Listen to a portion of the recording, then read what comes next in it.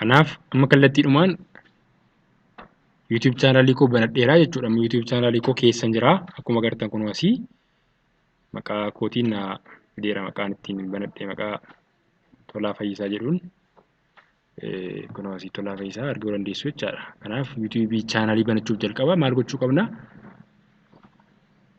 Gmail account, Google account qabaachuu qabna jechuudha.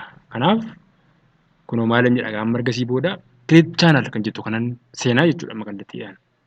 Create channel amma gaa jalqaba maaltu barbaachisa dheeraa email barbaachisa emailii sana emailii karaa Google kana badheeraa amma create account jedha jechuudha bakka kana. So amma kallattiidhuma maaliin godhaa? Kunoo kallattiidhuma get started jedha amma.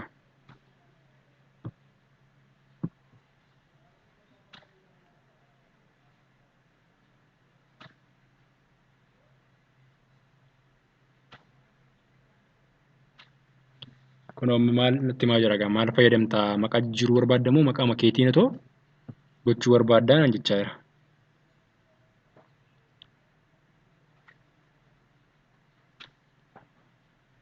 Kanaafiyyuu maqaa asirra jiruun banachuun barbaadu maqaa kan biraatiin hin banadhan jedhaani select jedhaan maaliif chaanaliin maqaa namaatiin otoo hin taane tokko tokko maqaa beektu gaafiin maqaa chaanalii maqaa addaa kennuuf hin danda'ama amma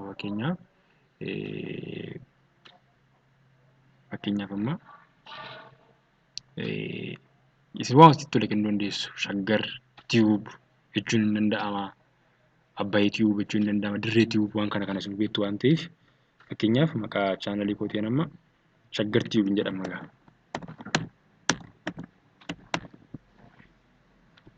Ta'u walii galaa wanta hundumaatti iyyuu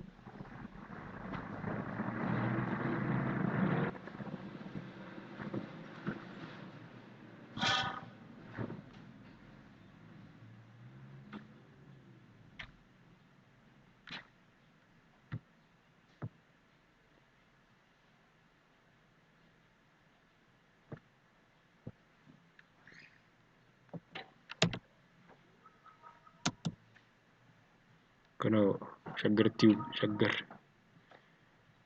shaggar tiyuub jedheeraa kanaaf create jedhaa jechuudha gaamma kunoo.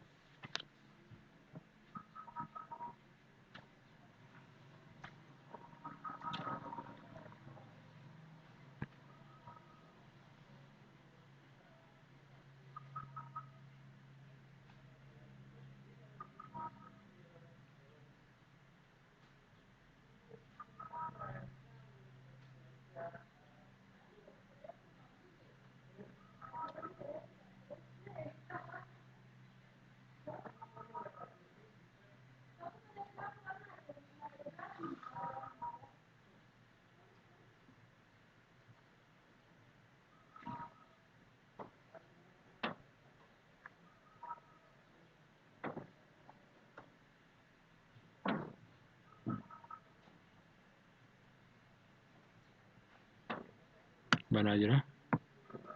Kanaaf eeguutu nurra jiraataa obsaan daqiiqaa xiqqoo sekondii muraasa jala fudhachuu danda'a. Kun loading jechaa jira kun akkuma asitti agartanii jechuudha.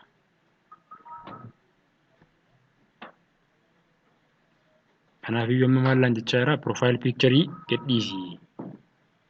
Shaggar tiyuubii kee kanaaf kan ta'u profile picture gadhiisachaa jira. Profile picture warra qopheeffatanii jiraattanii gadhiisuu dandeessu jechuudha. Upload gootanii kun osuma kanaan tuqxanii upload jettanii gadhiisuu dandeessu. Descriptionis kennuu dandeessu chaanaliin keessa waa'ee maaliiti.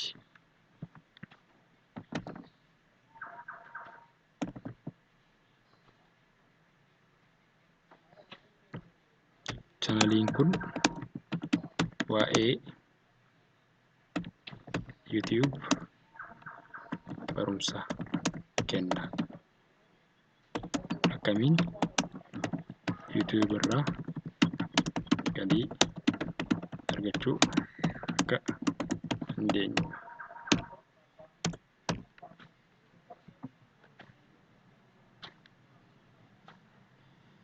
Fixaan jira amma weebsaayitii yoo qabaattan asii weebsaayitii itti dabaltu descriptionii jiraate asitti asitti immoo weebsaayitii yoo qabaattan weebsaayitii keessan asiin itti dabaltu.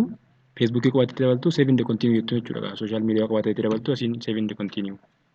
Yoo Facebook qabaattan yoo